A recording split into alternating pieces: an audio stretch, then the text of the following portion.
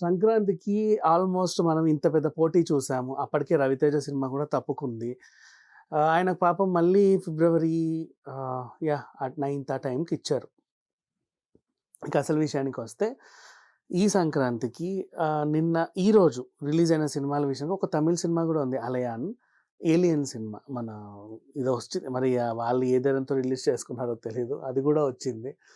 ఎక్కువ థియేటర్లు గుంటూరు కారానికి వెళ్ళగా కొద్దో గొప్పో హనుమాన్ సరిపెట్టుకోగా నిన్నటి ప్రీమియర్స్‌తో హనుమాన్ విజయ పదంలో దూసుకుపోతూ గుంటూరు కారంకు ఉన్నటువంటి థియేటర్లు కూడా దీన్ని కలిపేసుకుంది మొత్తానికి. అంటే దీనికి కొంచెం నెగెటివ్ టాక్ రావడం వల్ల. ఇవన్నీ పక్కన పెడితే ఎందుకు ఇంతగానో మాట్లాడుకుంటున్నాము దీని గురించి అంటే 'కెప్టెన్ మిల్లర్' ధనుష్ సినిమా కూడా సంక్రాంతికే రిలీజ్ అయింది. కానీ తెలుగులో మాత్రం విడుదల అవ్వలేదు. తమిళ్‌లో మాత్రమే రిలీజ్ చేసుకున్నారు. అంటే పొంగల్ ఇక్కడున్న ఫైట్ చూసి ఎందుకులే మనకి థియేటర్స్ లేనప్పుడు ముందైతే తమిళ్‌లో రిలీజ్ అవ్వని తర్వాత చూద్దాం తెలుగులో అనుకున్నారు.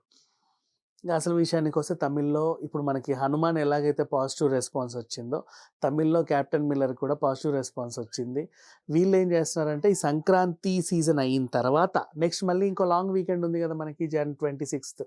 సో 25థ్‌కి రిలీజ్ చేద్దాం అనుకున్నారు. 25, 26 అది కూడా ఒక చిన్నపాటి లాంగ్ వీకెండే అని చెప్పుకోవచ్చు. హాలిడే ఉంది. సో అక్కడి నుంచి మొదలుపెడితే జనవరి 25థ్‌న రిలీజ్ చేస్తున్నారు తెలుగులో. ఇప్పటికే పాజిటివ్ టాక్ వచ్చేసింది. 'సార్' సినిమాతో ధనుష్ ఎలాగైతే ఫామ్‌లో ఉన్నాడో తెలుగులో అందరికీ నచ్చేసాడు. ఇప్పుడు ఈ 'కెప్టెన్ మిల్లర్' కూడా అందరికీ దగ్గరవుతదన్న నమ్మకం సినిమా యూనిట్ వాళ్ళకైతే ఉంది.